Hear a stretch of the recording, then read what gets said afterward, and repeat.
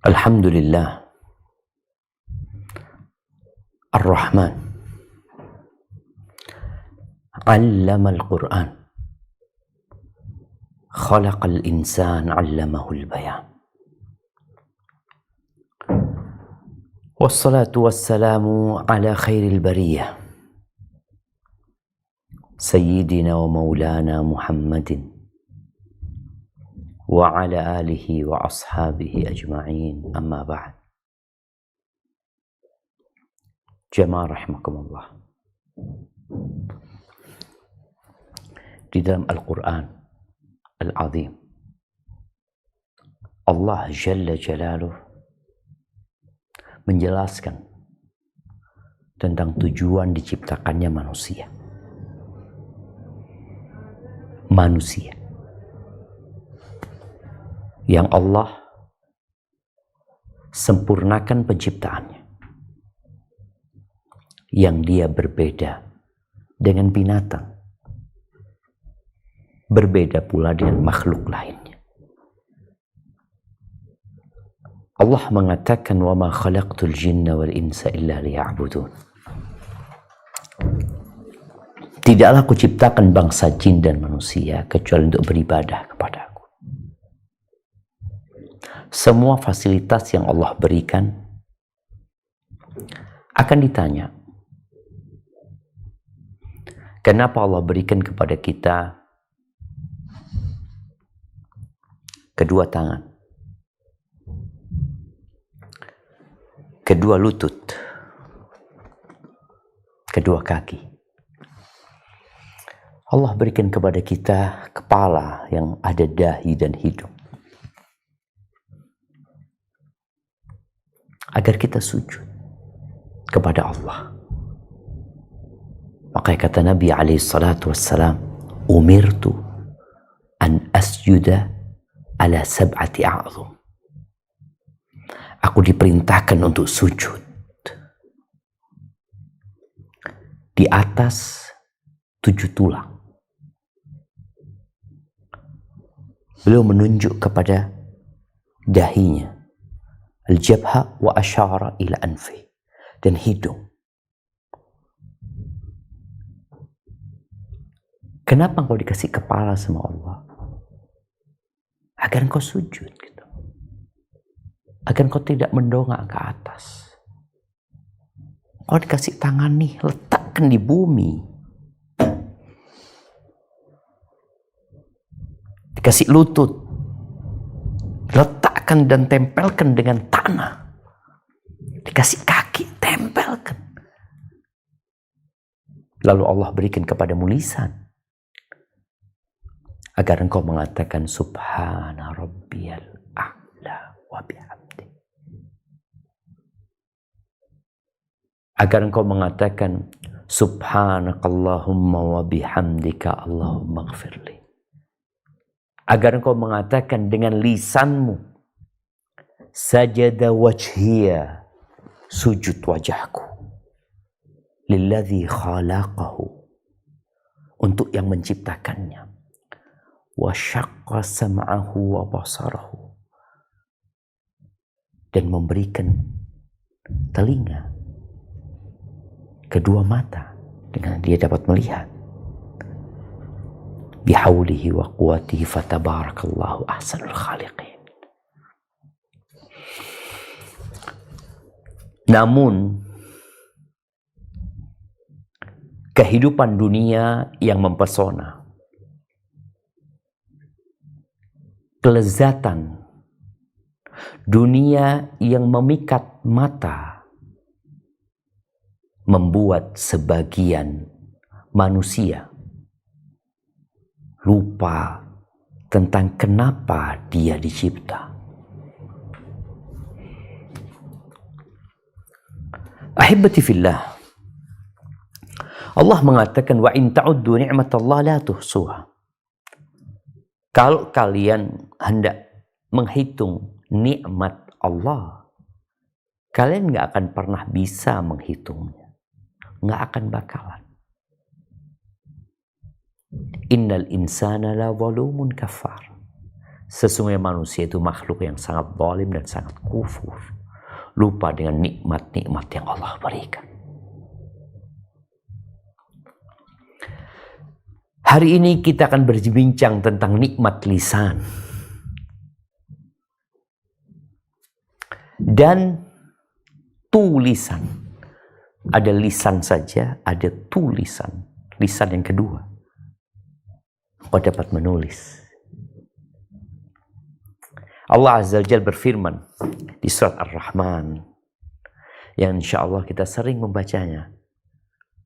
Surat ini indah dan menyenangkan, dan semua surat-surat Al-Quran indah dan menyenangkan. Ayat-ayat Al-Quran turun sebagai mau'izah min rabbikum wa rahmah wa shifa lima fis sudur. Dia datang sebagai pembelajaran, sebagai kasih sayang, dan penyembuh untuk penyakit-penyakit yang ada dalam hati kita. Baik, kita akan baca. Tafadhali, na'am. A'udzu billahi minasyaitonir rajim. Bismillahirrahmanirrahim. Ar-Rahman 'allamal Qur'an, khalaqal insan, 'allamahul bayan. Asy-syamsu wal qamaru bihusban. Nah.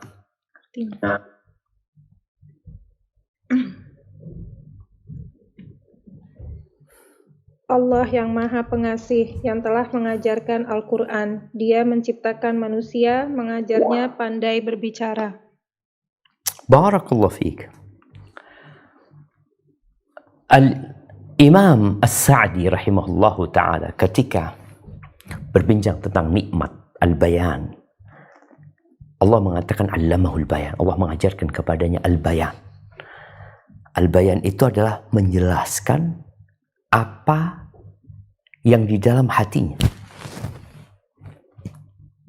Dan Allah memberikan pembelajaran itu, pembelajaran secara lisan dan secara tulisan. Dan inilah yang membedakan antara manusia dengan yang lainnya. Beliau mengatakan min ajalli ni'amihi wa akbariha alaihi. Ini termasuk nikmat yang paling besar dan paling agung kepada manusia. Pernah melihat binatang menulis? Ada. Mungkin gajah diajari nulis. Mungkin simpanse diajari nulis. Pernah melihat binatang diajarin bicara? Burung. Subhanallah. Tapi dia tidak berbicara, mengungkapkan isi hatinya. Makanya orang-orang yang berbicara hanya ikut-ikutan, mengulangi ucapan orang lain, sering disebut membeu. Seperti burung beo. Burung beo itu ketika mengatakan Assalamualaikum, dia sedang tidak mengungkapkan isi hatinya. Binatang yang diajarin menulis, kemudian kita melihat dengan penuh kegembiraan, ya Allah, bisa nulis ya. Oh, burung ini bisa ngomong. Aku punya burung bisa berbicara. Engkau bisa berbicara. Engkau gak bersyukur atas nikmat itu. Oh, kan biasa, Ustaz. Allah Azza wa Jalla berfirman di surat Al-Balad ayat 8 dan 9. Apa kata Allah? Nah. A'udzu billahi minasy syaithanir rajim. Alam naj'al lahu 'ainain wa lisanan wa syafatain. Bukankah kami telah menjadikan untuknya sepasang mata dan lidah dan sepasang bibir? Allahu Akbar.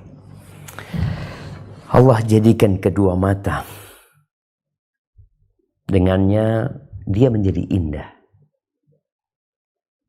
Dengannya dia dapat melihat.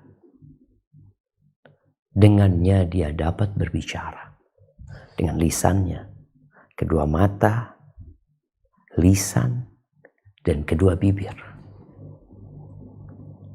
Pernah melihat orang yang robek bibirnya? Yang disebut sumbing.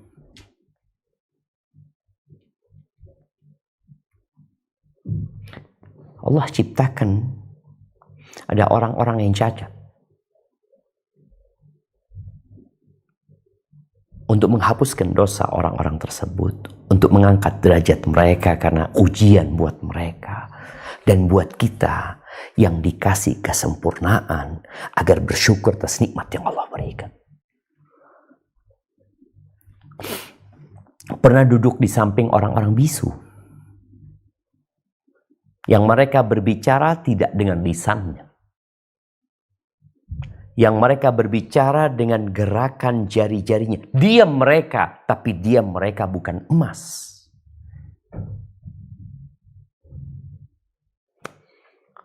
Mereka diam karena cacat. Dan engkau nggak cacat. Nabi Musa alaihissalam, ketika Allah mengutusnya untuk berdakwah dan menyeru Fir'aun, beliau berdoa, Rabbi shrah li sadri wa yassir li amri wahlul uqdatam min lisani yafqahu qawli. Beliau doa minta, ya Allah, lapangkan dadaku, mudahkan urusanku, hilangkan uqdah, kesulitan untuk berbicara dari lisanku, agar orang-orang bisa faham kalau aku ngomong.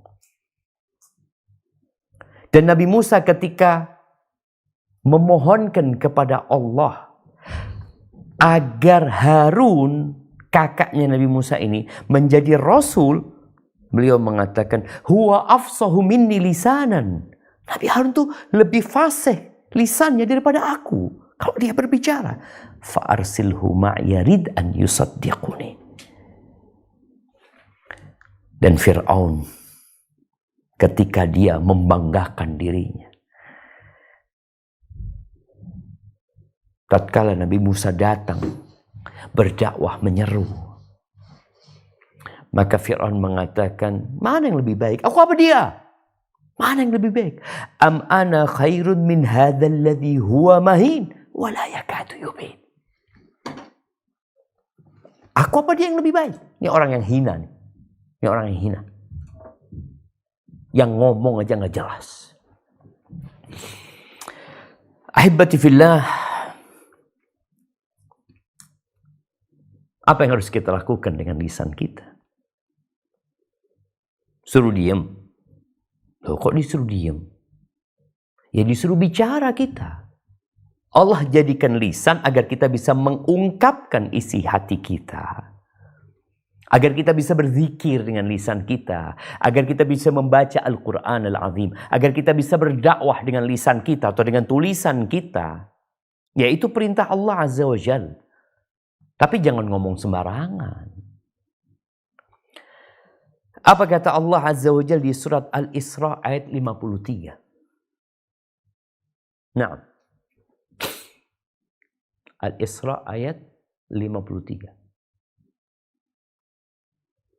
Wa qul li'ibadi yaqulu allati hiya ahsan inna asyaitana yanzaghu bainahum inna asyaitana kana lil insani aduwwan mubina. Dan katakanlah kepada hamba-hambaku, hendaklah mereka mengucapkan perkataan yang lebih baik atau benar. Sungguh setan itu selalu menimbulkan perselisihan di antara mereka. Sungguh setan adalah musuh yang nyata bagi manusia. Allahu Akbar. Ternyata kita disuruh bicara, berkata, tapi yang terbaik dan benar. Kadangkala kita ucapkan kebenaran, tapi tidak baik cara pengucapannya. Maka akhirnya jadi nggak baik. Padahal kebenaran yang dia sampaikan. Berapa banyak perselisihan yang terjadi disebabkan lisan atau tulisan. Berapa banyak orang yang bikin status, yang kalau dia nggak bikin status, selamat dia. Tapi dia bikin status, dia tulis komentar. Kalau engkau mau bikin status, kalau engkau mau nulis sebuah komentar, maka ingat firman Allah ini. Setan itu berusaha untuk membuat perselisihan di antara manusia. Jangan gara-gara ucapanmu, ungkapanmu, silaturahim putus. Ukhuwah hancur. Padahal kau nggak harus bikin status itu. Dan kau nggak harus menulis itu. Setan itu musuh yang nyata. Maka Allah kasih lisan supaya bicara yang terbaik. Kenapa? Ya, kalau enggak, ucapanmu ini akan digunakan untuk merusak. Di surat Al-Baqarah, ayat 263. Apa kata Allah Azza wa Jalla? Nah. Qaulun ma'rufun wa maghfiratun khairun min sadaqatin yatba'uha adha. Wallahu ghaniyyun halim. Perkataan yang baik dan pemberian maaf lebih baik daripada sedekah yang diiringi tindakan yang menyakiti. Allah Maha Kaya, Maha Penyantun. Tuh. Qaulun ma'ruf, ucapan yang baik, yang hati itu nerima, tidak mengingkarinya. Ucapan yang membuat orang lain jadi bergembira. Ya, kalau kita nggak suka sama orang, kadangkala kita menyakitin. Ya udah, engkau bisa berucap ucapan yang baik. Ada orang minta-minta, engkau juga bisa tolak dia dengan ucapan yang baik dan doa buat dia. Dan pemberian maaf buat orang yang menyakitimu. Itu lebih baik loh daripada sedekah. Yang diiringi oleh menyakiti. Mengungkit-ungkit, ngomongnya nggak enak. Ahibati fillah, tema kita hari ini itu diambil dari, ya, disebutkan ungkapan Luqman al-Hakim yang mengatakan, "Idza kana al-kalamu min fiddah," kalau berbicara itu dari perak, "fa inna sukut min dhahab."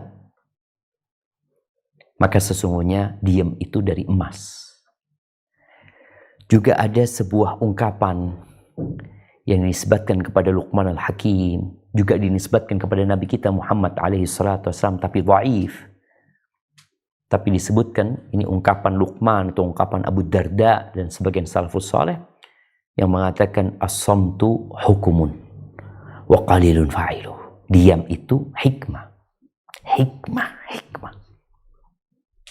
Dan sedikit yang melakukan. Orang itu senang ngomong. Orang yang banyak ngomong, banyak salahnya. Buktikan. Bukan dilarang berbicara, silahkan berbicara. Tapi, qaulun ma'ruf. Silahkan ngomong. Billati hiya ahsan. Pilih. Orang mukmin itu berbicara. Tapi yang baik. Maka kata Nabi SAW, "Man kana yu'minu billahi wal yaumil akhir, falyaqul khairan aw liyasmut." Barang siapa yang beriman kepada Allah dan hari akhir, hendaklah dia berbicara, hendaklah dia ngomong. Allah kasih engkau lisan. Tapi bicara apa? Yang baik. Atau diam. Diam. Di hadis Mu'ad bin Jabal ya, yang diriwayatkan oleh Imam Tirmidzi, ketika Mu'ad bertanya kepada Nabi SAW tentang amalan yang mendekatkan ke surga dan menjauhkan dari api neraka. Nabi jelaskan yang pertama berkaitan dengan mentauhidkan Allah dan tidak melakukan kesyirikan, ya. Lalu mendirikan sholat, membayar zakat, ya, puasa. Nabi kasih arahan-arahan buat Mu'ad bin Jabal. Di akhir hadis yang panjang itu, Nabi mengatakan kepada Mu'ad, "Ala ukhbiruka bimalaki dzalika kulli." Mu'ad, maukah ku beritahukan kepadamu tentang kunci semua perkara itu? Yang bisa memegang semua perkara tadi. Qultu bala ya Nabi Allah. Kata Mu'ad, tentu ya Rasulullah. Wahai Nabi Allah alaihi salatu wassalam ya Rasulullah. Lalu beliau megang lisannya dan berkata, kuffa alaika hadha. Beliau mengatakan, jagalah, tahanlah lisanmu, tahan. Jangan mudah bicara, kecuali sudah dipikirkan apa yang hendak engkau sampaikan. Benar atau salah, baik atau buruk. Ketika Nabi SAW mengatakan itu, Mu'ad heran. Setelah penjelasan tentang sholat malam, penjelasan tentang jihad fisabilillah, kok terakhir ternyata yang menyelamatkan orang dan insya Allah memasukkan dia ke surga itu menjaga lisan. Maka Mu'ad tanya, ya Nabi Allah, wa inna la mu'akhadhuna bima natakallamu bihi. Wahai Rasulullah, apakah kami akan dituntut karena apa yang kami katakan? Kan cuma ngomong. Lisannya tidak bertulang. Dan dia ngomong bisa berjam-jam yang tidak bisa dilakukan dengan tangan kita. Orang kalau jalan kaki sama kedua kakinya, dia akan capek. Lari, dia akan capek. Dia olahraga, dia akan lelah. Tapi dia ngomong lagi. Kita lihat tempat orang-orang ngomong. Dari habis isya sampai subuh ngomong. Duduk ngomong. Emak-emak nih, kajian 1,5 jam, ngobrolnya lebih panjang kadang-kala. Kalau bukan karena disuruh pulang sama istrinya, bukan karena urusan anak-anak, mungkin ngomong terus. Maka Mu'ad heran, apakah kami akan dituntut dan mendapatkan siksa atas apa yang kami katakan?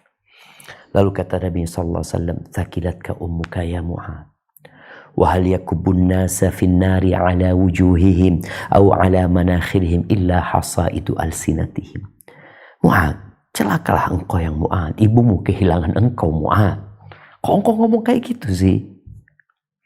Adakah yang menjadikan seorang tersungkur mukanya atau disungkurkan mukanya atau hidungnya dalam api neraka melainkan ucapan lisan mereka? Haibati fillah, diam itu emas. Asalkan tepat waktunya dan momennya. Ada saatnya kau harus bicara. Maka kata Nabi SAW, hendaklah dia berkata yang baik atau diam. Rasul SAW menyebutkan tentang ucapan yang baik dan ucapan yang buruk. Apa konsekuensinya? Hanya sekedar ucapan, hanya sekedar kata-kata. Kata beliau SAW di hadis riwayatkan Imam Bukhari, "Innal abda la yatakallamu bil kalima min ridwanillah la yulqi laha balan." Sesungguhnya ada seorang hamba yang dia berbicara dengan suatu kalimat yang mengandung keridhaan Allah Azza wa Jalla. Tapi dia nggak memperhatikan ucapan ini gitu loh. Bukan dianggap ucapan ini ucapan yang dahsyat, nggak, biasa aja dia ngucapinnya. Tapi ternyata kalimat itu mengandung keridhaan Allah Azza wa Jalla. Yarfa'ullah biha darajat. Allah angkat derajat orang ini. Tapi sebaliknya, ada orang yang ngomong dengan kalimat, mungkin joke, mungkin komentar. Dia nggak diem, dia ngomong. Tapi kandungan kalimat itu menyebabkan Allah murka. Dan dia nggak mikirkan akibat dari apa yang dia ucapkan. Yahwi biha fi jahannam. Dengan kalimat itu dia masuk ke neraka jahannam. Jamaah rahimakumullah. Ana akan membacakan beberapa hadis dan beberapa ungkapan para sahabat berkaitan dengan diam ini, dengan lisan sebenarnya. Agar kita nggak gampang berbicara, kecuali setelah kita memikirkan. Makanya ada sebuah ungkapan yang mengatakan bahwasanya lisannya orang alim itu di belakang hatinya. Jadi dia mikir dulu baru ngomong. Adapun orang jahil lisannya itu di depan hati. Jadi ngomong dulu baru mikir. Ngomong dulu baru Allah astagfirullah. Kenapa aku ngomong kayak gitu? Baru mikir. Di sebuah kitab yang berjudul As-Samtu wa Adabul Lisan, ada sebuah pembahasan tentang perintah untuk menjaga lisan dan keutamaan diam. Tadi disebutkan diam itu emas. Wa man yu'tal hikmata faqad utiya khairan katsira. Diam itu hikmah. Dan barang siapa yang dikasih hikmah, maka dia telah diberi kebaikan yang banyak sekali. Di hadis Abdullah bin Sufyan an abihi, dari ayahnya, Sufyan mengatakan, ya Rasulullah, akhbirni anil Islam. Kabarkan kepada aku tentang Islam yang aku nggak perlu tanya tentang itu kepada seorang pun setelah engkau, udah cukup dari engkau. Maka kata Nabi SAW, Qul amantu billahi thumma istaqim. Katakan aku beriman kepada Allah, kemudian engkau istiqamahlah. Bas, katakan dengan lisanmu, amantu billah, kemudian engkau istiqamah. Qultu fama attaqi. Apa yang harus aku jaga? Apa yang harus aku takuti? Apa yang harus aku khawatirkan? Apa jawab? Kata Sufyan, fa'auma biyadihi ila lisani. Nabi nunjukkan lisannya. Ini yang kau jaga. Ini hadis riwayatkan oleh Imam Muslim. Kemudian di hadis riwayat Imam Tirmidzi dari Uqbah bin Amir radhiyallahu anhu. Qultu ya Rasulullah, man najah? Wahai Rasulullah, apakah keselamatan? Najah. Apa keselamatan? Kita sering ya di proyek-proyek ya, di berbagai tempat, di jalanan, ada sebuah ungkapan yang menegur sebenarnya atau menggugah hati manusia. Apa? Utamakan keselamatan. Utamakan kau selamat. Jangan bicara kau dapat keuntungan dulu. Yang penting selamat. Jadi utamakan keselamatan. Ini sahabat radhiyallahu anhu bertanya, man najah? Apa itu keselamatan? Kata Nabi SAW, amlik alaika lisanak, wal yasa'ka baituka, wabki ala khati'atika. Kata Nabi SAW, amlik alaika lisan. Engkau miliki lisan. Engkau miliki lisanmu. Jangan lisanmu memiliki dirimu. Engkau jaga lisanmu. Orang itu sebelum berbicara, dia miliki lisan. Tapi ketika dia sudah ngomong, omongannya memiliki dia. Maka dituntut di pemerintah. Ya. Dituntut karena, apa istilahnya, menyebarkan kebencian, menyebarkan kebohongan. Gara-gara sudah ngomong, udah. Kalau ternyata ungkapanmu tidak benar, engkau akan dituntut. Di dunia dituntut sebelum di akhirat. Maka keselamatan itu kau memiliki lisan. Tadi, lisannya ditaruh di belakang hatinya. Lisannya mau ngomong. Lisannya mau, tulisannya mau mengomentari seseorang. Sebelum keluar lewat hati dulu. Lewat nih. Disaring dulu. Oh, nggak perlu. Nggak usah ngomong. Nggak perlu, nggak usah nulis. Itu selamat. Diam itu mas. Wal yasa'ka baituka. Hendaklah rumahmu cukup buat engkau. Nggak usah sering keluar rumah, kecuali ada perlunya. Bersyukur atas nikmat yang ada di situ. Dia tidak melihat kepada rumah orang lain. Nikmatin, itu keselamatan. Orang yang di rumahnya beribadah kepada Allah, gak suka keluar kecuali ada perlunya, dia tentram, sakinah di rumahnya, selamat engkau. Tapi kalau sudah sering keluar, ini itu, ya harus jaga-jaga lagi. Wabki ala khati'atika. Nangislah engkau atas dosa-dosamu. Nangis.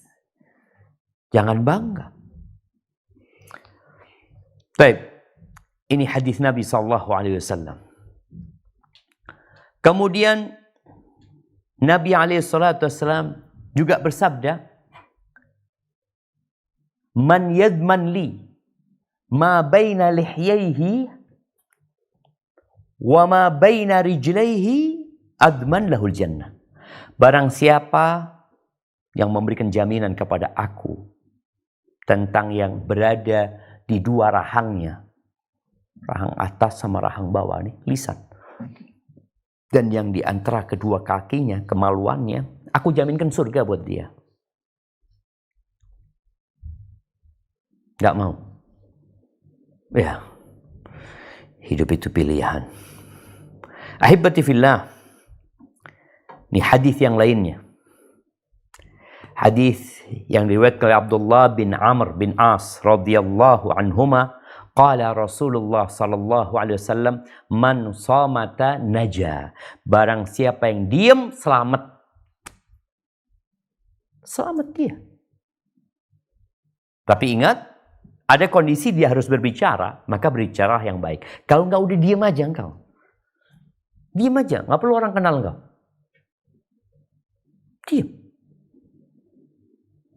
Selamat. Iya, selamat. Ketika engkau membuka sebuah video ya, yang engkau mau tulis komentar di bawahnya, engkau lihat. Kalau engkau nggak komentar, kau selamat loh. Tapi kalau engkau mau komentar, harus mikir dulu. Diperlukan atau tidak?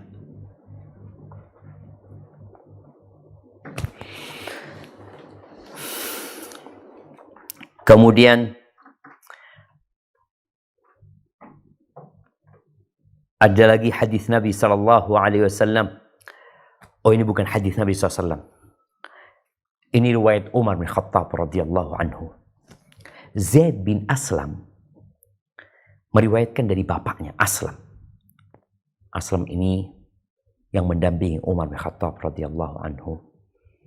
Bahwa Umar bin Khattab radhiyallahu anhu pernah suatu hari melihat Abu Bakar. Diperhatikan, ngapain Abu Bakar? Ternyata Abu Bakar ini sedang mengeluarkan lisannya. Afwan ya. Yamuddu lisan. Apa istilahnya? Dijulurkan lisannya. Dia julurkan lisannya. Heran Umar bin Khattab. Ma tasna'u ya khalifata Rasulillah sallallahu alaihi wasallam. Subhanallah. Ini khalifah. Ini pemimpin pengganti Nabi alaihissalatu wasallam setelah meninggalnya Rasul SAW. Kita lihat sekarang pemimpin-pemimpin banyak berbicara, dan sebentar lagi yang di Indonesia akan ada pilkada yang semua akan berbicara. Kita lihat berbicara di dunia maya, berbicara di dunia nyata. Maka tolong lisannya taruh di belakang hatinya. Siapapun sebenarnya.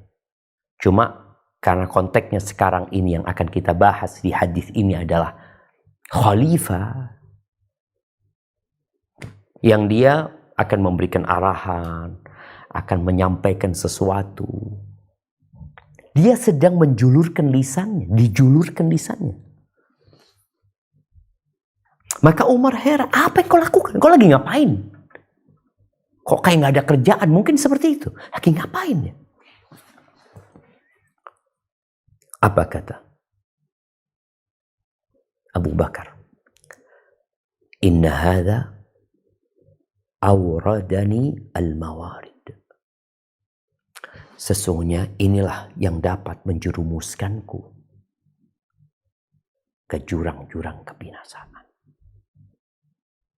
Yang dapat mengantarkanku ke lembah-lembah dosa ini. Inna Rasulullah sallallahu alaihi wasallam qala. Di sini kemudian Abu Bakar mengatakan, sesungguhnya Rasulullah sallallahu alaihi wasallam bersabda, "Laisa syai'un minal jasadi illa yashku ila Allahil lisan min hiddati." Tidak ada satupun raga di tubuh ini melainkan mengadu kepada Allah, mengadukan lisan. Karena tajamnya lisan ini. Dan Allah Azza wa Jalla mengatakan, "Ma yalfidhu min qawlin illa ladaihi raqibun atid." Tidak ada satupun yang keluar dari lisan melainkan di situ ada malaikat yang mengawasi dan mencatat, dikumpulin tuh. Subhanallah syama. Nggak main-main ya, Abu Bakar takut. Engkau coba lihat berapa yang sudah engkau ucapkan dengan lisanmu sejak engkau balik sampai hari ini. Engkau lupa mungkin pernah ngomong ini, pernah ngomong itu. Ahsahullah wa nasuh. Allah catat lengkap, detail, dan manusia lupa. Ahibati fillah, Abdullah bin Mas'ud, salah satu sahabat penghafal Al-Quran, pengajar Al-Quran, yang kedua betisnya lebih berat daripada Jabal Uhud kelak pada hari kiamat. Apa kata Abdullah bin Mas'ud? Walladzi la ilaha ghairuh. Dia bersumpah, demi yang tiada Tuhan selain Allah Azza wa Jalla. Ma 'alal ardi syai'un afqar au ahwaj ila tuli sajnin min lisan. Tidak ada sesuatu di muka bumi ini yang lebih pantas, yang lebih membutuhkan untuk ditahan, untuk dipenjara daripada lisan.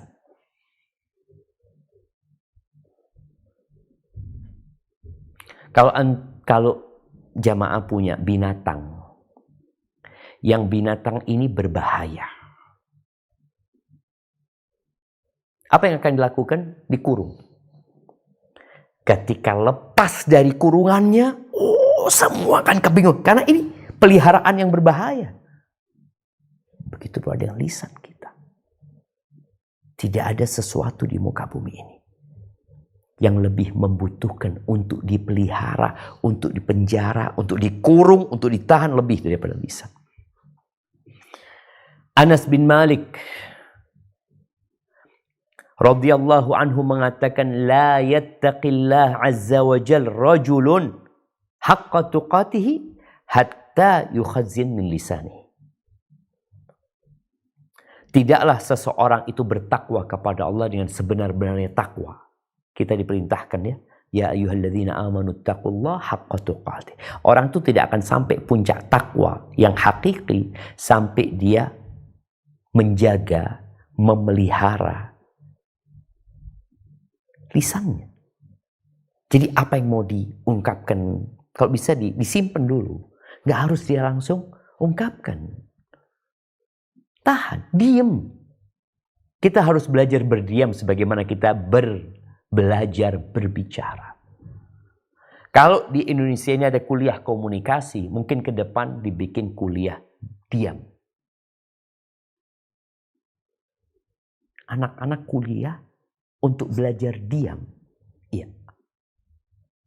Loh kenapa? Antum semua sudah tahu sebabnya. Kemudian ini hadis Abdullah bin Mas'ud radhiyallahu anhu. Ini hadis diriwayatkan oleh Al-Khatib ya. Al-Baghdadi. Disebutkan bahwasanya Abdullah bin Mas'ud radhiyallahu anhu annahu kana 'ala Safa yulabbi. Dia pernah di atas bukit Safa bertalbiyah, mengatakan labbaik Allahumma labbaik. Lalu apa kata dia? Wa yaqul, dan dia berkata, ya lisanu qul khairan taghnam au ansit taslam min qabli an tandam. Kata Allah bin Mas'ud, wahai lisan. Dia mengatakan ini untuk memberikan nasihat sejatinya kepada orang-orang. Dia memanggil lisannya, wahai lisan, katakan yang baik, engkau akan beruntung. Au ansit, atau engkau dengarkan. Jadi diam itu mendengarkan. Atau engkau dengarkan taslam, engkau akan selamat. Sebelum engkau menyesal gara-gara ngomong. Wahai lisan, katakan yang baik. Engkau akan beruntung. Atau dengarkan. Engkau akan selamat sebelum engkau menyesal. Qalu, ini orang sedang talbiyah dan banyak jemaah haji mungkin pada waktu itu. Maka orang-orang tanya, ya Aba Abdurrahman. Wahai Abu Abdurrahman. Hada syai'un taquluhu au syai'un sami'tahu. Ini yang engkau ucapkan. Apakah itu perkataan yang engkau ucapkan atau perkataan yang engkau pernah mendengarnya?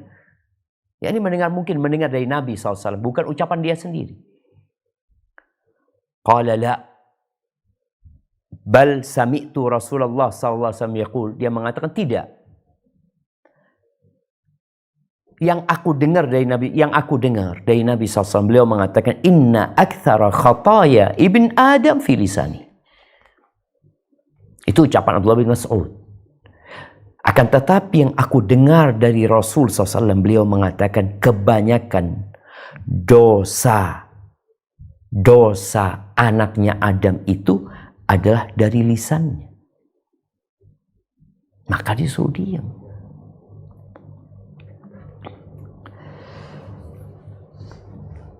Kemudian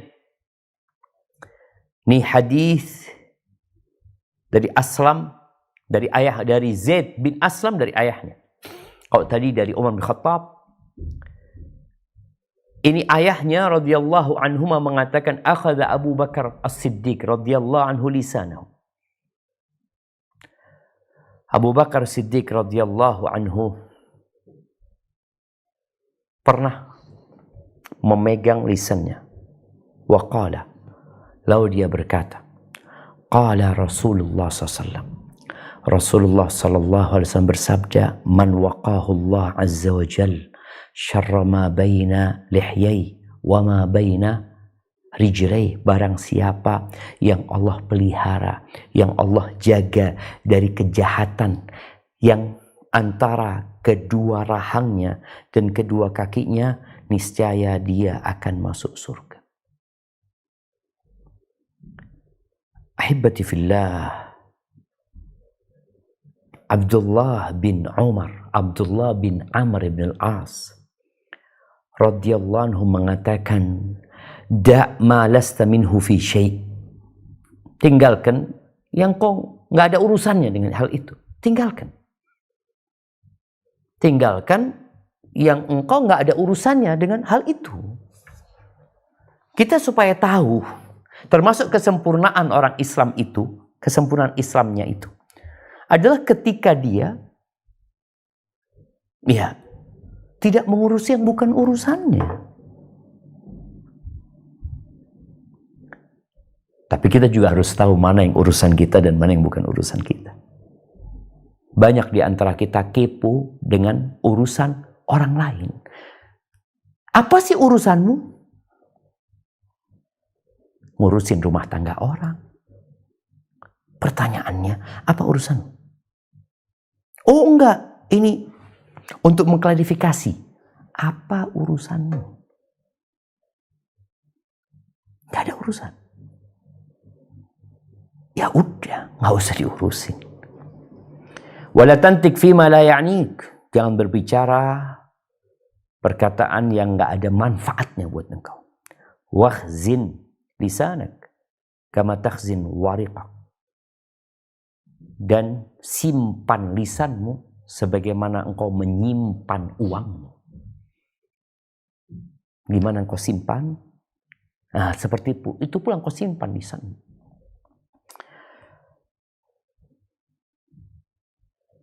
Dan Nabi SAW bersabda tentang orang Islam, ya, kita ini mengaku Muslim.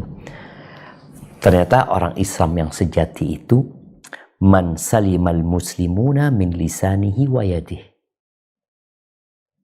Yang orang Islam lainnya selamat dari pedasnya lisanmu, dari tajamnya ucapanmu, dan dari kelakuanmu.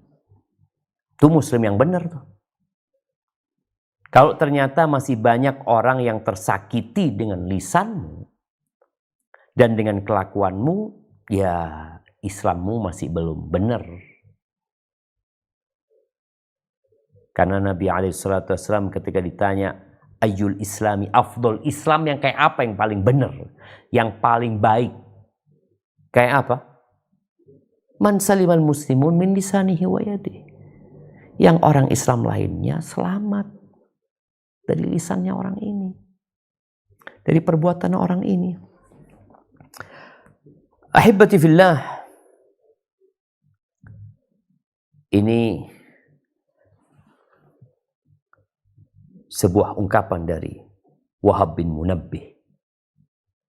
Dia menyebutkan di antara hikmah keluarganya Nabi Daud, ya. Kita tahu Allah berikan hikmah kepada Nabi Daud, Nabi Sulaiman, kepada keluarganya. Di antara hikmah yang diriwayatkan dari mereka, haqqun 'alal aqil an yakuna 'arifan bi zamanihi. Seharusnya orang yang berakal sehat itu tahu dengan nilai dari waktu dia.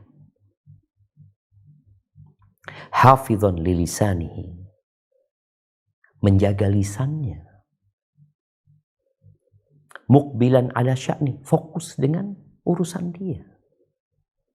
Karena terus terang jemaah di masa sekarang, ya, dengan mudahnya kita mengikuti kehidupan orang.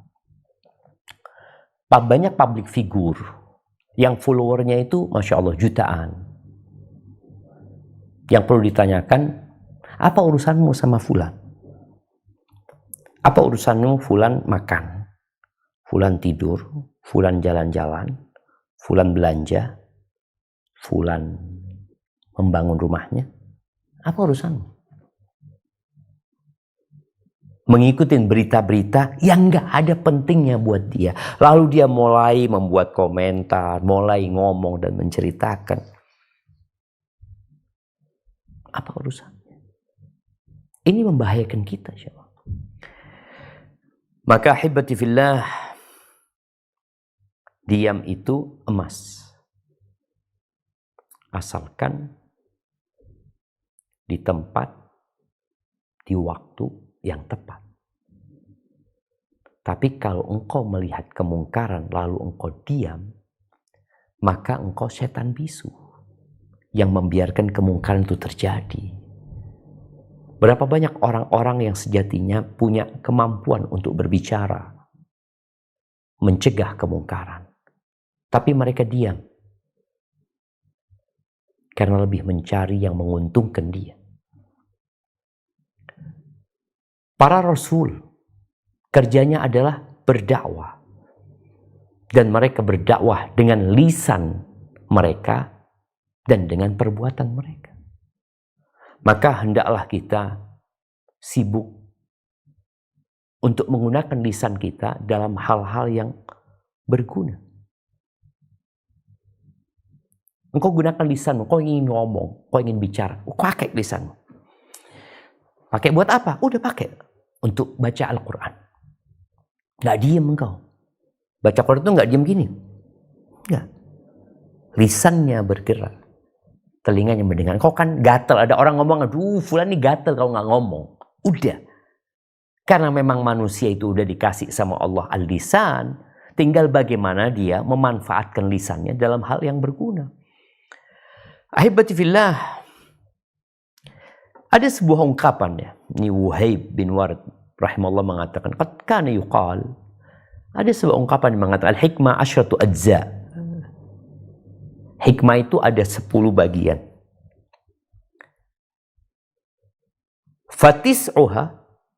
Fatis'atun minha fis-samt. Yang 9 dari hikmah itu dengan diam. Yang ke-10 dengan uzlah, meninggalkan manusia. Sedangkan kita sekarang, apa hikmah kita sekarang? Ngomong, komentar nggak berhenti, kemudian mengikuti kehidupan manusia-manusia yang nggak ada gunanya buat kita.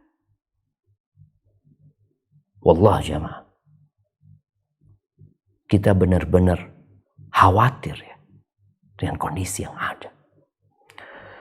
Maka banyaklah berdoa memohon kepada Allah, Allahumma a'inni ala dzikrika wa syukrika wa husni ibadatik. Ya Allah, bantulah aku untuk mengingatmu. Nah, lisan yang dipakai untuk berzikir agar bersyukur dengan hatinya dan agar beribadah yang baik kepada Allah Azza wa Jalla. Ada 3 harta yang kita seharusnya mengumpulkan 3 harta tersebut. Yang pertama adalah lisan yang pandai berzikir, hati yang pandai bersyukur, dan istri atau pasangan hidup yang membantu kita dalam urusan akhirat kita. Jadi inti kajian kita hari ini, diam itu emas, tapi ketika engkau harus bicara, bicaralah dengan kebaikan. Hadza wallahu a'lam bissawab. Ana kembalikan ke teman-teman, kita masuk ke sesi tanya jawab. Tafadhalina. Barakallahu fiik.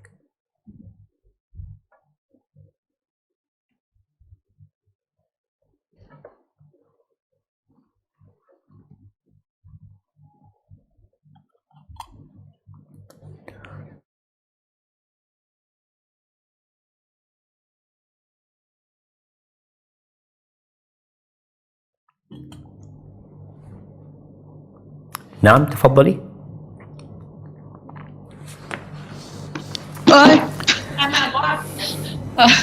Assalamualaikum warahmatullahi wabarakatuh, Ustaz. Hayyakumullah. Waalaikumsalam warahmatullahi wabarakatuh. Allah yuhayyiki. Naam, tafadhali. Ustaz, Ustaz mau tanya gini, kalau misalnya dalam masalah suami istri nih Ustaz, kan kadang kan seorang istri tuh kayak jengkel gitu, ada sesuatu hal yang suaminya tuh nggak ngerasa, tapi kalau misalnya kadang-kadang apa sering? Ya sering kan, ya gitu lah Ustaz. Naam, tafadhali.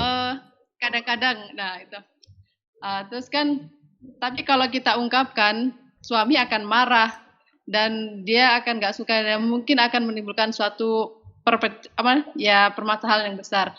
Tapi kalau nggak diungkapkan, hati ini tetap jengkel, tapi kita maunya suami itu tahu gitu Ustaz. Gimana ya Ustaz? Yang Baik. Sebaiknya. Pertanyaannya Afwan, yang dilakukan suami itu sesuatu yang dosa atau tidak? Enggak sih Ustadz, ini tuh permasalahan lain, tapi Ini permasalahan kesenangan istri, kesukaan istri, seperti itu. Mungkin perbuatan suami yang nggak disukai sama istri, gitu kan? ya mungkin seperti itu Ustadz. Siap, Dari Brisbane dan Ustadz. Masya Allah, barakallahu fiik. Nah, ahibati fillah, alhamdulillah. Ini pertanyaan yang menarik ya. Karena kita tahu di antara yang paling disukai oleh iblis adalah perceraian. Dan ketika Allah mengatakan, "Qul li'ibadi yaqulu allati hiya ahsan." Katakan kepada di surat Al-Isra tadi ayat 53, katakan kepada hamba-hambaku agar mereka mengatakan ucapan yang terbaik. Yang terbaik. Bukan baik ya, tapi ahsan. Kenapa? Karena setan itu berusaha untuk membuat mereka bertikai. Membuat mereka ribut. Yang akhirnya adalah bercerai. Tapi apa solusinya sekarang? Yang pertama, hendaklah istri, ya bukan hanya istri ya, sebenarnya kita dalam rumah tangga, ada ungkapan sing waras ngalah. Ingat ungkapan itu ya, katanya orang yang waras itu ngalah dia. Ada hal-hal yang tidak perlu diributkan. Ada kesalahan-kesalahan yang kecil yang kita perlu tutup mata. Seakan-akan kita tidak melihat. Dan fokus kepada kebaikan suami. Tadi istri jengkel sama suami. Ketika engkau fokus kepada kesalahan suami, maka engkau akan jengkel. Dan ketika engkau jengkel, hatimu akan mengkeret ya, dadamu akan sesak. Intinya nggak ada gunanya. Terus solusinya apa? Untuk menghilangkan kejengkelan itu, melihat kepada kelebihan pasangan kita. Makanya dikatakan 90% akhlak mulia itu at-taghaful. Taghaful itu ya pura-pura nggak ngelihat, pura-pura nggak denger kalau dia ngomong sesuatu yang mungkin nyakitin hati. Ini udahlah, abaikan hal itu. Demi menjaga rumah tangga kita ini. Kalau memang harus diungkapkan, seperti yang Allah firmankan tadi, pilihlah kata-kata yang terbaik. Contoh nih ya, kalau kita mengatakan kepada dia, engkau jangan seperti ini, itu biasanya dia akan marah. Tapi kalau dia ganti kata-kata mengatakan, bang, kalau seorang itu dia mungkin mencontohkan ya, seorang itu kalau ngomong kayak gini boleh nggak bang? Sebenarnya bang. Jadi sang istri meminta pendapat suami. Agar suami berpikir bahwasanya ternyata istrinya itu sedang menanyakan sesuatu yang terjadi sama dirinya. Tapi dengan kata-kata yang baik. Pilih kata-kata yang baik. Pilih tempat yang baik. Kemudian pilih kondisi suami yang terbaik. Karena kalau suami lagi nggak mood, lagi punya masalah, ya buat para istri ya, buat para istri, buat para wanita. Terus terang di luar rumah, sang suami bekerja, dia kadangkala menghadapi kondisi-kondisi yang istri nggak tahu. Dia mungkin dibully sama teman kerjanya, mungkin dimaki oleh atasannya. Mungkin disakiti oleh kliennya. Ada banyak hal yang kadangkala engkau tidak pernah melihat itu. Memang gak perlu engkau tahu. Tapi yang perlu engkau lakukan menjadikan rumah sakinah. Gimana suami sampai rumah jadi tenang.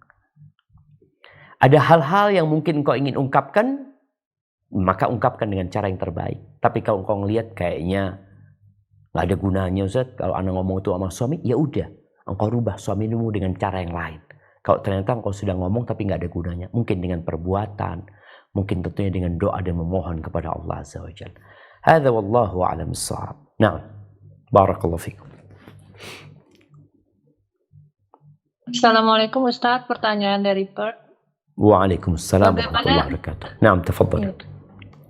Bagaimana apabila keluarga, terutama ibu kita yang masih mengadakan mauludan dan terus kita menghadirinya, Ustadz? Apakah maulud itu suatu kemungkaran menjadikan kita berdosa?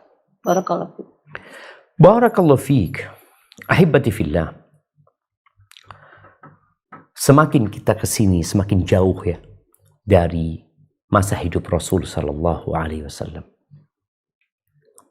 Kadangkala umat jadi bingung. Bicara maulid Nabi. Siapa yang tidak bergembira dengan kelahiran Rasul Sallallahu Alaihi Wasallam? Allah Azza wa Jal yang mengutus Rasulnya, menciptakan nabinya sebagai penutup para nabi, sebagai rahmatan lil alamin. Beliau mengatakan, innama ana rahmatul muhda. Aku ini rahmat yang dihadiahkan. Dihadiahkan kepada umat ini. Dan rahmat Nabi SAW bukan hanya untuk umat Islam, bahkan lil alamin. Tapi kita melihat memang orang-orang mungkin ada yang mengingkari maulud, ada yang mendakwahkan maulud itu sesuatu yang baik. Menghindari itu semua. Yang jelas orang-orang yang mengadakan maulud, insya Allah mereka mengadakan itu karena mereka cinta sama Rasul SAW. Sehingga mereka ingin merayakan hari kelahiran Rasul SAW. Apakah itu diinginkan oleh Nabi SAW? Apakah Nabi SAW di masa hidupnya beliau menyuruh sahabatnya? Oh enggak, Nabi sibuk. Sibuk ngapain? Sibuk berdakwah. Sibuk mengajarkan kebaikan. Berarti ketika kau cinta sama Nabi SAW, maka sibukkan dirimu dengan berdakwah. Dengan mengamalkan perintah Nabi SAW. Oh, tapi kan ada yang mengatakan boleh, mengatakan tidak boleh. Baik. Abu Bakar tidak merayakan. Tapi beliau melanjutkan perjuangan Nabi SAW. Kita bukan umat perayaan. Kita adalah umat perjuangan. Umar bin Khattab juga tidak sibuk merayakan. Tapi apa yang dilakukan Umar? Melanjutkan perjuangan Nabi SAW. Mengajak umat untuk kenal sama Nabi SAW. Untuk menjalankan sunnah Nabi SAW. Uthman bin Affan juga tidak merayakan. Karena memang kita ini bukan umat perayaan kita. Kita umat perjuangan. Maka Uthman bin Affan melanjutkan perjuangan. Sampai Islam ini berada di Kabul. Berada di Azerbaijan. Kemudian sampai kepada khalifah selanjutnya. Sampai kepada imam yang 4. Apakah imam yang 4 ini merayakan? Enggak. Mereka umat perjuangan. Mereka berjuang melanjutkan perjuangan para sahabat. Maka kita pun seharusnya melanjutkan perjuangan. Tidak sibuk dengan perayaan. Sampaikan kepada keluarga. Ya karena memang kita umat perjuangan. Kita umat beramal. Ketika terjadi perselisihan. Maka kembalilah kepada sunnah Rasul SAW. Alaikum bisunnati. Maka kita dengan cara yang baik menyampaikan kepada orang tua kita yang kadang melihat engkau itu nggak cinta sama Nabi SAW. Iya, mereka berpikir memang mencintai Nabi SAW itu dengan merayakan.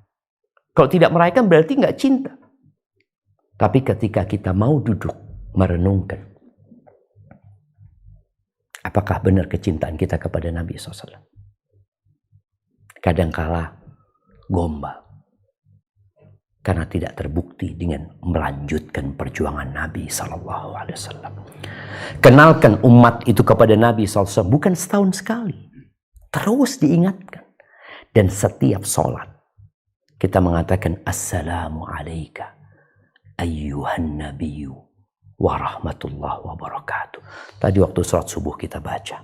Nanti sholat duhur kita mengatakan lagi assalamu alayka ayyuhan nabiyyu warahmatullahi wabarakatuh. Nanti sholat asar kita akan ngulangin itu. Maghrib ngulangin itu. Bagaimana kita benar-benar mencintai Nabi alaihi salatu wassalam. Hadza wallahu a'lam bissawab. Na'am. Barakallahu fiik Ustadz dari Sydney. Tafadhali. Ya gini Ustadz, kita ini kan bukan manusia yang banyak ilmu gitu ya Ustadz. Kalau ada kerabat yang berbuat kurang baik atau kemungkaran, kita tuh kalau mau ngomong takut Ustadz, takutnya menyinggung, takut nanti jadi problem, jadi renggang. Apakah itu termasuk diam yang menyelamatkan Ustadz atau harus bagaimana? Jazakallah khair. Masya Allah, barakallahu fiik. Naam ahibati fillah. Kapan diam itu menyelamatkan dan kapan diam itu membinasakan? Ketika kita melihat kemungkaran, maka ada 3 tahapan. Berdasarkan sabda Nabi SAW, man ra'a minkum mungkaran. Barang siapa di antara kalian melihat kemungkaran, memperhatikan kemungkaran, hendaklah dia merubah dengan tangannya, khususnya orang-orang yang punya kekuasaan. Ayah dapat merubah dengan tangannya. Seorang pemimpin atau yang ditugaskan oleh pemimpin. Apabila dia tidak bisa, tidak mampu, maka hendaklah dia merubah dengan lisannya. Menyampaikan. Tapi ketika menyampaikan ini pun kita harus berpikir. Apakah ketika Anda mencegah kemungkaran dengan lisan,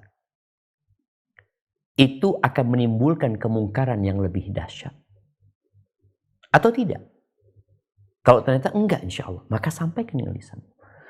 Tapi ketika engkau tidak mampu, karena boleh jadi ucapanmu enggak ada gunanya, bahkan akan menimbulkan kerusakan yang lebih besar, maka rubahlah dengan hatimu. Hati ini harus tetap mengingkari kemungkaran.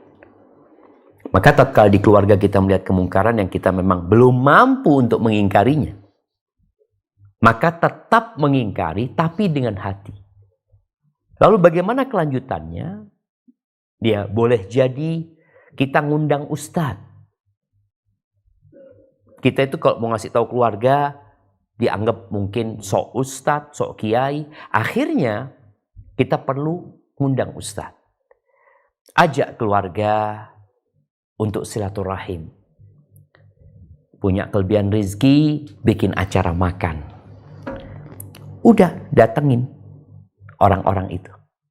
Ketika datangkan ustadz, sampaikan kepada ustadz tentang apa yang terjadi dengan keluarga. Boleh jadi di antara mereka ada yang gak sholat, ada yang berzina, ada yang minum khamr. Dosa itu kan banyak. Nanti ustadz ini dari mana mulai? Nah, itu yang perlu ditanyakan kepada ustadz. Gimana kita mau bicara tentang dosa-dosa kecil sedangkan orang itu belum sholat? Maka bagaimana sholatnya diperbaikin dulu? Bagaimana kita akan bicara sholat sedangkan dia orang yang melakukan kesyirikan tapi dia nggak sadar? Maka hendaklah tahapan-tahapan itu dilakukan. Sehingga kalau dikatakan diam, kita nggak diam. Ana mengingkari kemungkaran dengan hati. Karena Ana merasa tidak mampu dengan lisan, Ana akan cari lisan orang yang untuk menyampaikan.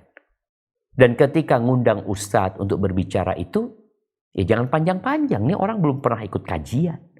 Cukup 15 menit, 20 menit. Setengah jam paling lama, terus makan. Nanti diundang lagi. Jadi proses itu ya kita jalanin sambil didoakan. Lalu kita menjadi contoh yang baik buat mereka. Hadza wallahu a'lam bissawab. Nah.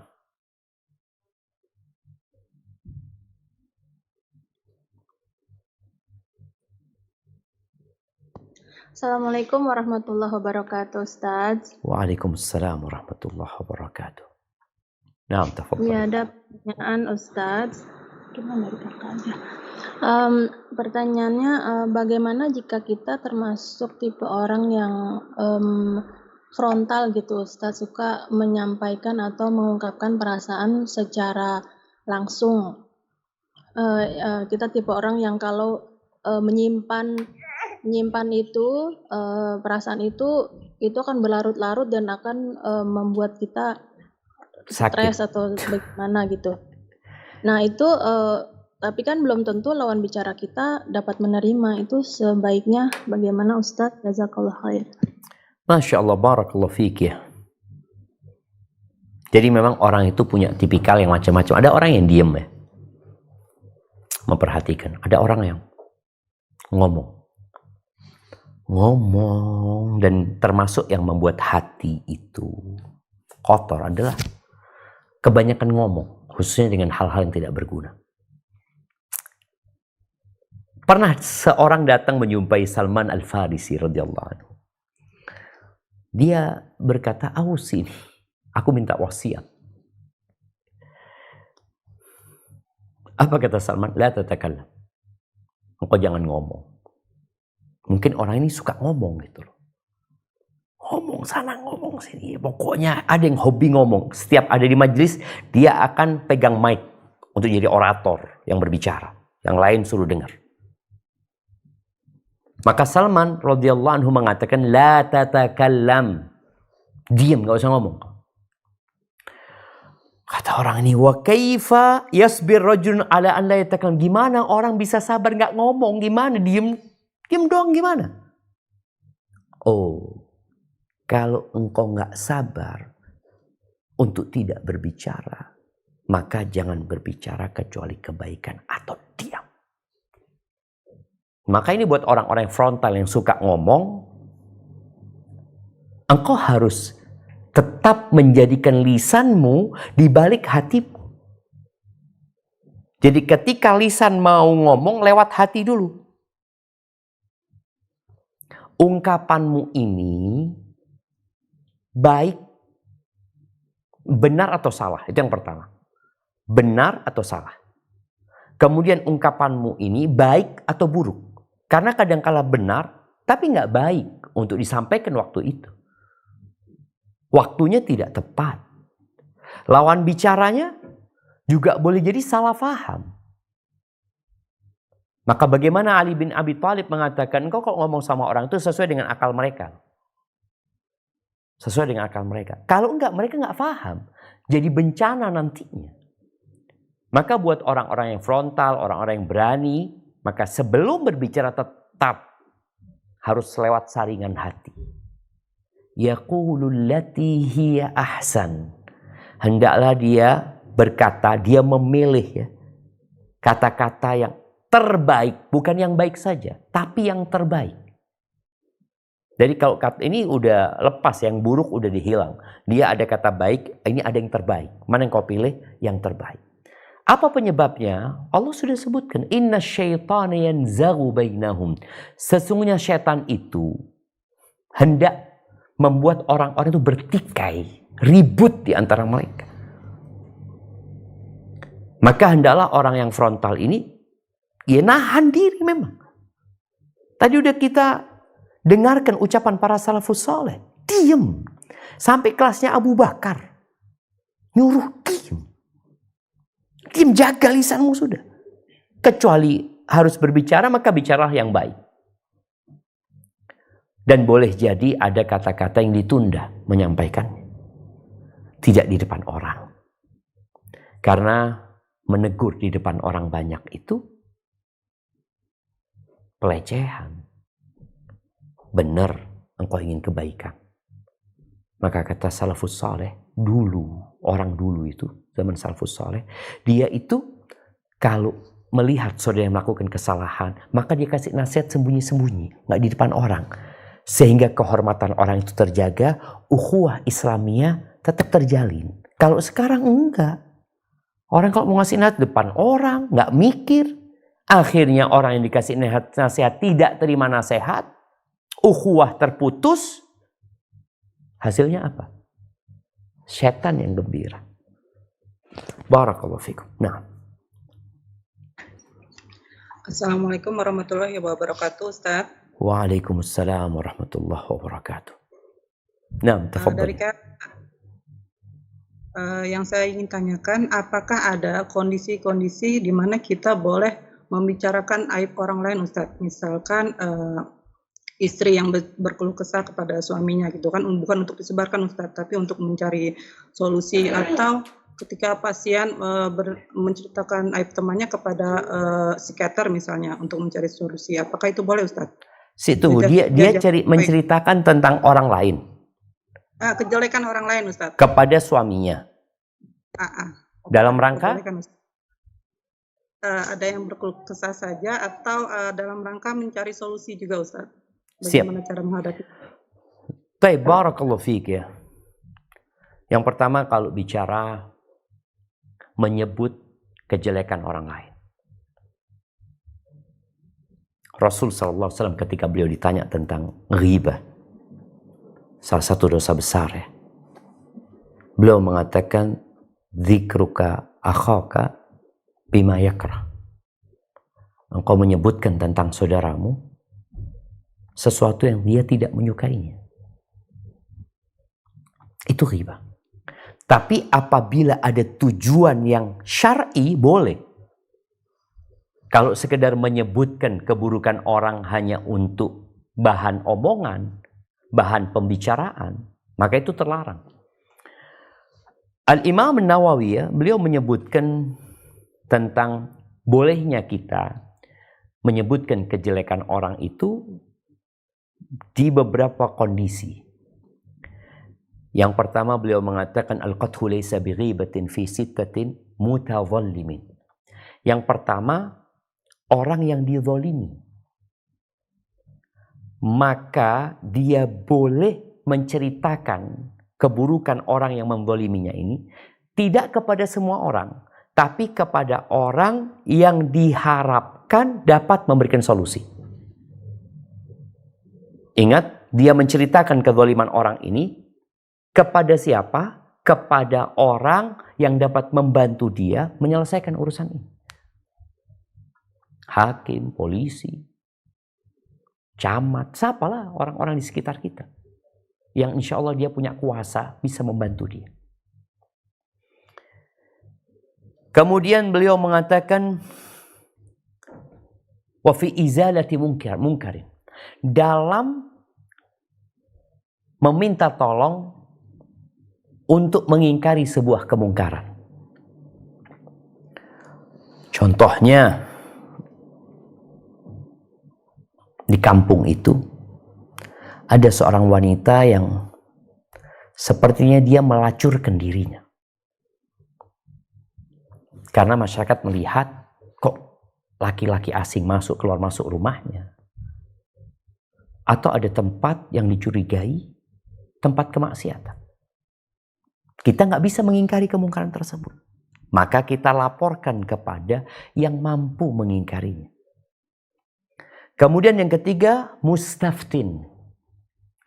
Orang yang minta fatwa. Minta fatwa ini boleh jadi dia minta fatwa kepada seorang ustadz yang memang punya kredibilitas untuk memberikan fatwa. Dia mengatakan, bapakku itu melakukan ini dan ini. Bapaknya sendiri dia sebutkan. Atau istri menceritakan suaminya. Seperti istrinya Abu Sufyan yang mengatakan Abu Sufyan itu pelit orangnya. Di antara baiat wanita dengan Nabi SAW, wanita nggak boleh mencuri. Semua orang nggak boleh mencuri. Maka istri Abu Sufyan tanya, Abu Sufyan ini, dia sebutkan suaminya. Dia orang yang pelit. Dia tidak memberi kami yang cukup. Sedangkan dia orang kaya. Boleh aku ngambil. Dia sebutkan suaminya. Karena dia minta fatwa, dia boleh sebutkan. Maka boleh kita menyebutkan keburukan orang dalam rangka meminta fatwa. Tapi ketika kita bisa tanpa menyebutkan orangnya, itu lebih utama. Jadi minta fatwa, tanya bagaimana kalau ada seorang suami melakukan ini dan itu. Padahal maksudnya suami dia, tapi dia nggak sebutkan suaminya. Itu lebih afdal. engkau tutupin aib suamimu, engkau dapat jawaban dari masalahmu. Kan nggak ada gunanya engkau menyebutkan keburukan suami. Engkau butuh jawaban atas masalah yang kau hadapi. Maka yang perlu dilakukan atau yang lebih utama adalah tanpa menyebut namanya. Kemudian au muhadzirin. Yang keempat itu dalam rangka mentahdzir orang. Mentahdzir itu mewanti-wanti orang, manusia, mewanti-wanti masyarakat dengan fulan. Kita perlu sebutkan namanya fulan. Hati-hati sama fulan ini. Fulan ini penipu ulung ya. Sudah banyak yang dia tipu fulan. Memang benar dia. Dalam rangka menyelamatkan masyarakat, kita boleh mentahdzir. Sebagaimana para ulama dahulu menyebutkan tentang perawi-perawi hadis, dikatakan fulan kadzab, fulan pendusta, fulan dhaif, lemah, fulan. Hati-hati. Jadi menyebutkan keburukan untuk maslahat, supaya orang berhati-hati dari keburukan fulan. Kita tahu ada fulan atau fulanah ya. Ada tetangga baru, tinggal di kompleks, dan di kompleks itu ada fulana yang memang terkenal wanita bermasalah. Bagaimana kita menyelamatkan tetangga baru ini dari fulana? Kita boleh. Hati-hati nak ya, hati-hati sama fulan. Karena dia bermasalah, ke orang baru di sini. Kadang-kadang nih fulana yang dikasih tahu ngomong sama fulana, aku nggak boleh berkawan sama engkau. Kata siapa? Kata fulan. Ini merusak rumah, merusak tatanan masyarakat. Jangan dipindah omongan orang. Asalkan sekali lagi orang yang menyampaikan ini orang yang benar, yang soleh, dan niatnya baik, memang untuk mentahdzir, untuk menyelamatkan orang tersebut, supaya orang itu nggak tambah dosa. Kemudian di antara bentuk tahdzir ini, kita kalau mau melamar anaknya orang atau anaknya orang ada yang minta anak kita, lalu kita tanya gimana tentang fulan, maka ya kalau dia mengatakan udah janganlah, aku nggak mau menceritakan aibnya dia, tapi lebih baik jangan. Ini orang yang ngerti memang kondisi orang tersebut ya. Kemudian yang kelima, buat orang yang ya berbuat dosa terang-terangan. Dia berbuat dosa memang terang-terangan. Di televisi dia berbuat dosa, dia tampakkan kemaksiatannya, minum khamar terang-terangan, bermaksiat, maka ya orang yang seperti ini nggak ada kehormatan buat dia. Tapi sekali lagi, engkau buat apa membicarakan orang itu? Kalau nggak ada gunanya, udah kita bicara diem. Atau berbicara yang baik. Karena memang sekali lagi ada orang-orang yang berbuat dosa terang-terangan ya. Yang dia ya nggak ada kehormatannya. Sedangkan kita tidak ghibain dia karena dia seorang muslim yang menjaga. Apalagi dosa dia sembunyi-sembunyi. Kenapa kita ceritakan? Kalau yang terang-terangan aja kita ceritakan kalau ada maslahatnya. Kemudian yang keenam, ya berkaitan dengan ta'rif atau mu'arrifin. Mu'arrif itu menjelaskan, memberikan deskripsi tentang fulan. Umpamanya ada seorang yang dia dikenal sama gelarnya. Gelarnya anggap si pincang, al-a'raj, si pincang. Dikasih tahu, engkau kenal nggak sama fulan? Fulan bin fulan yang mana ya? Kalau sekarang kan orang tinggal ngeluarin HP ini loh, oh iya tahu. Tapi udah kita kasih penjelasan dia nggak paham. Itu loh yang pincang, oh iya yang pincang tahu nah. Bukan untuk menyebutkan kejelekannya, tapi memang dia lebih dikenal dengan nama tersebut. Itu diperbolehkan. Yaitu dibahas oleh Imam Nawawi dalam kitabnya Riyadhus Shalihin. Dan supaya kita juga tahu kalau istri tadi mau menyebutkan tentang orang lain. Kalau dia curhat tanpa harus menyebut nama, nggak usah disebut nama. Karena kan nama itu nggak penting. Yang lebih penting adalah solusi dari permasalahan dia. Hadza wallahu a'lam bissawab.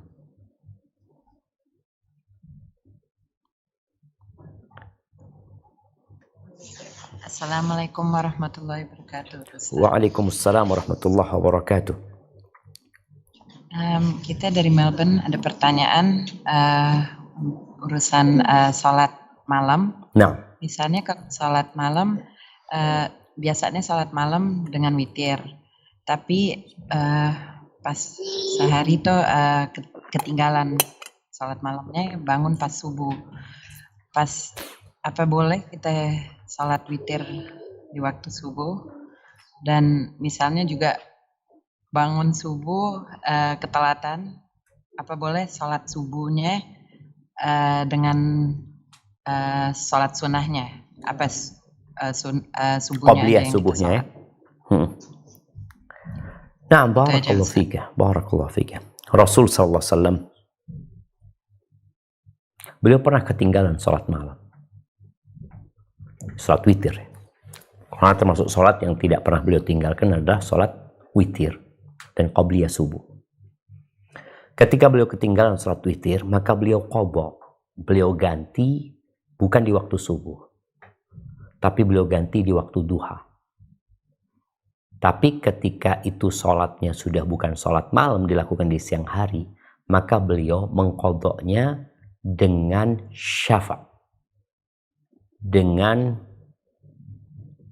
apa lawannya ganjil? Genap. Genap. Kalau biasanya beliau sholat 11, jadinya di siang hari sholatnya 12. Jadi seperti itu. Bagi yang ketinggalan sholat witir, yang lebih utama adalah menggantinya di waktu duha. Silahkan, dia biasa sholat witir 7, berarti jadi 8. Dia biasa sholat witir 5, berarti jadi 6. Itu dengan niat qadha sholat witir, bukan niat sholat duha. Adapun buat orang yang ketinggalan 2 rakaat sebelum subuh, ya, yang kita tahu fadilahnya, dan dia adalah orang yang istiqamah menjaga sholat ini, ketika dia telat bangun, maka ada 2 kondisi. Kondisi yang pertama, waktunya hanya cukup untuk sholat subuh. Tinggal 5 menit. 5 menit ini ya cukup 2 rakaat gitu. Maka apa yang harus dia lakukan? Ketika waktunya hanya cukup untuk sholat subuh, yang dia lebih utamakan adalah sholat subuh. Maka dia sholat subuh. Tapi kalau ternyata sisa waktu 10 menit, maka dia biasa sholat 5 menit untuk subuhnya, umpamanya 2 rakaat sebelum subuhnya, dia bisa sholat mungkin 3 menit. Yang penting jangan sampai keluar waktu subuh. Jadi kalau yang waktunya hanya cukup untuk sholat subuh, maka yang dia lakukan hanya sholat subuh. Tapi kalau cukup untuk sholat qabliyah subuh dan subuh, maka silahkan dia sholat qabliyah subuh, baru sholat subuh. Jadi nggak apa-apa. Kalau ternyata hanya cukup untuk sholat subuh. Setelah sholat subuh, matahari terbit. Ya udah. Dia laksanakan qabliyah subuhnya, qadhaan setelah matahari terbit. Di waktu duha. Tetap dia mendapatkan fadilah tersebut. Jamaah, kayaknya hanya cukup sampai Melbourne. Semoga yang kita pelajari bisa kita amalkan dalam kehidupan ini. Dan bicara diam jamaah, sulit orang untuk diam. Orang itu suka berbicara, suka ngomong. Maka tolong, ketika engkau memang harus berbicara, ucapkan yang baik. Yang suka komentar, yang suka nulis, maka tolong juga engkau memikirkan apakah yang kau sampaikan kebaikan atau keburukan, kebenaran atau kebatilan. Kemudian kau lihat apa niatmu sebenarnya melakukan itu. Karena innamal a'malu binniyat wa innamal likulli imri'in ma nawa. Dan kita perlu berdoa, memohon kepada Allah agar dikasih lisan yang berzikir, lisan yang jujur. Karena banyak sekali penyakit-penyakit lisan. Dan kebanyakan yang memasukkan orang ke neraka adalah lisan. Hadza wallahu a'lam bishawab. Jazakumullah khair. Subhanakallahumma wa bihamdika asyhadu an la ilaha illa anta astaghfiruka wa atubu ilaik. Assalamualaikum warahmatullahi wabarakatuh. Subscribe channel Marhaban TV. Ikuti akun sosial media Marhaban TV, siaran Telegram, grup WhatsApp, Yuk berdakwah bersama kami, dukung operasional dakwah dan sosial kami, raih pahala jariah yang terus mengalir sampai hari kiamat. Jazakumullahu khairan.